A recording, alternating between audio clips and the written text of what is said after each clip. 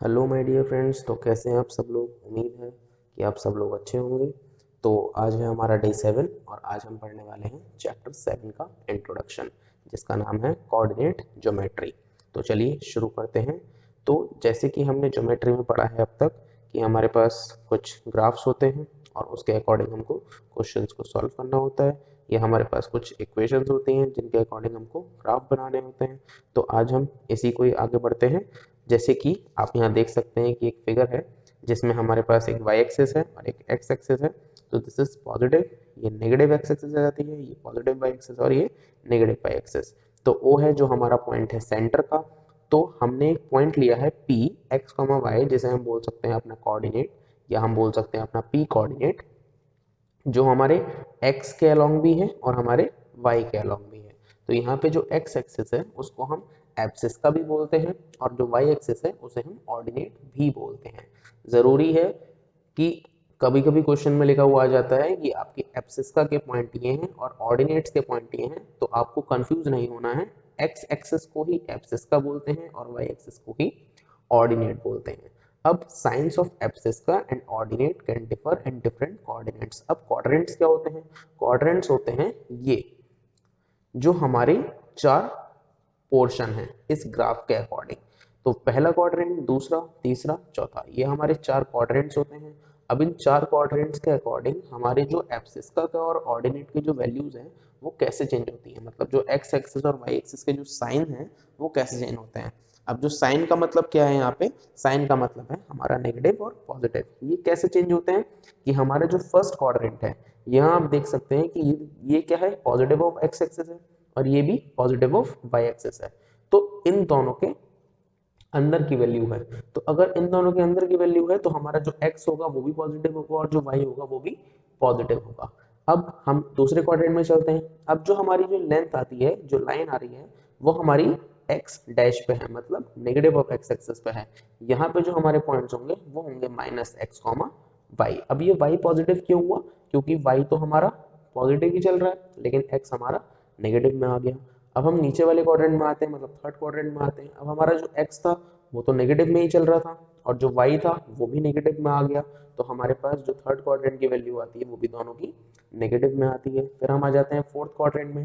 तो fourth quadrant में हमारा जो y है वो नेगेटिव चल रहा है लेकिन जो x एक्सिस है वो पॉजिटिव आ गया, मतलब जो x है वो पॉजिटिव हो जाएगा और y एक्सिस हमारा नेगेटिव हो जाएगा। तो इस तरीके से हर क्वाड्रेंट के अकॉर्डिंग हमारी x और y एक्सिस की वैल्यूज चेंज होती हैं।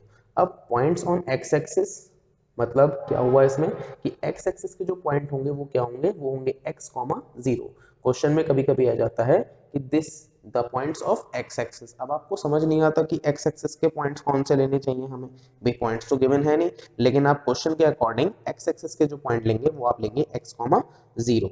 फिर आपको क्वेश्चन में अगर आ जाता है कि पॉइंट्स ऑन y एक्सिस, अब y एक्सिस के पॉइंट्स आप कौन से लेंगे, y एक्सिस के पॉइंट्स आप लेने हैं 0 कॉमा y। अब जो पहली वैल्यू होती है वो x की होती है, अगर y एक्सिस पे है मतलब x 0 होगा, अगर x एक्सिस पे है तो y 0 होगा।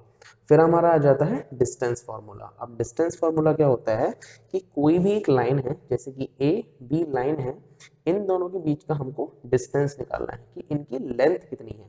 तो हमारे को जो ए पॉइंट है उसके कुछ वैल्यूज गिवन होती हैं x1 और y1, और बी पॉइंट है इसकी कुछ वैल्यूज गिवन होती हैं x2 और y2। तो हमारे पास डिस्टेंस फार्मूला क्या होता है कि distance between A and B point निकालने का। तो A B is equal to under root x2 minus x1 का whole square plus y2 minus y1 का होल स्क्वायर। मतलब क्या हुआ इसका कि अगर हमें किसी भी दो लाइन का डिस्टेंस निकालना है तो हमको x2 minus x1 plus y2 minus y1 इनका होल स्क्वायर अंडर रूट करके जो वैल्यू आएगी वो हमारी क्या होगी, डिस्टेंस बिटवीन टू पॉइंट्स। तो अब आता है हमारा सेक्शन फार्मूला। तो इस सेक्शन फार्मूला के अकॉर्डिंग क्या होता है कि हमने जैसे अभी डिस्टेंस फार्मूला में पढ़ा था कि हमें दो लाइन के बीच का अगर डिस्टेंस निकालना है तो हमें ये फार्मूला यूज़ करना पड़ता है। तो अब आता है सेक्शन फार्मूला। तो अब क्या होता है कि इस लाइन में, मतलब इस लाइन को ये p x कॉमा वाई किसी रेशियो में डिवाइड करते हैं, जिस रेशियो को हमने बोला है m रेशियो n। तो हमें उस पॉइंट के वैल्यूज निकालनी होती हैं। मतलब इस सेक्शन फार्मूला की मदद से हम जो कोऑर्डिनेट्स निकालेंगे वो इस पॉइंट के कोऑर्डिनेट्स निकालेंगे कि किस रेशियो में उसने इस लाइन को डिवाइड किया है। मतलब क्या हुआ इस बार कि हमें अगर p x, y निकालना है, मतलब हमें x की वैल्यू निकालनी है, तो हमारे पास क्या फॉर्मूला होता है, m x2 plus n x1 upon m plus n।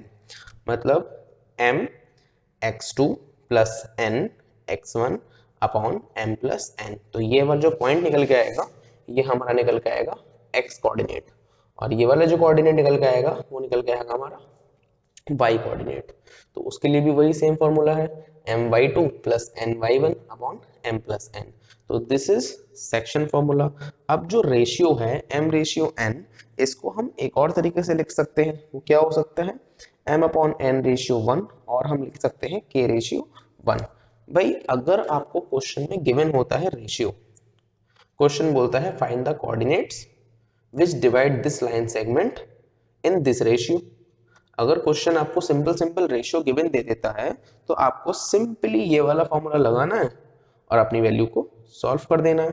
लेकिन अगर आपसे क्वेश्चन बोलता है कि ये एक कोऑर्डिनेट है जिसने इस लाइन को किसी रेशियो में डिवाइड करा है और आपको वो रेशियो फाइंड करना है, तो आप वहां पे रेशियो जो लेट करेंगे वो आप लेट करेंगे के रेशियो 1। तो अगर आप के रेशियो 1 लेट करेंगे तो आपके जो x, y के जो कोऑर्डिनेट्स आएंगे वो होंगे आपके k x2 plus 1 x1 plus k plus 1।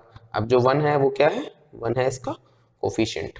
तो ऐसे ही k y2 plus y1 upon k plus 1। ठीक, अब आता है the mid point of the line segment joining the point p x1 y1 and q x2 y2। मतलब क्या हुआ इसका कि अगर हमारे पास एक लाइन है pq जिसका p कोऑर्डिनेट है x1 y1 और q कोऑर्डिनेट्स हैं x2 y2, और हमें उसका मिड पॉइंट फाइंड करना है। अब मिड पॉइंट का मतलब क्या होता है कि उस लाइन के बीच का पॉइंट।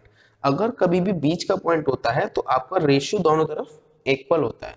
मतलब क्या हुआ इसका, अगर इस साइड भी 1 है तो इस साइड भी 1 होगा, मतलब m रेशियो n की वैल्यू आपकी हो जाएगी 1। तो मिड पॉइंट निकालने का सिंपल फॉर्मूला होता है क्या, x1 plus x2 upon 2 y1 upon y2 upon 2। तो ये आपका आ गया x कोऑर्डिनेट और ये आपका आ गया y कोऑर्डिनेट। यहाँ पर जो m रेशियो n होगा वो आपका होगा 1 रेशियो 1। तो इतना ही था इस चैप्टर में। ये हैं आपके कुछ क्वेश्चंस जो इस पूरे चैप्टर को कवर करते हैं। तो हम इस क्वेश्चंस के साथ आपको मिलते हैं अपनी शाम की वीडियो में। तब तक के लिए थैंक यू सो मच। आपको अगर वीडियो अच्छी लगी हो तो प्लीज़ लाइक करें, सब्सक्राइब करें और हमें सपोर्ट करें। Thank you very much.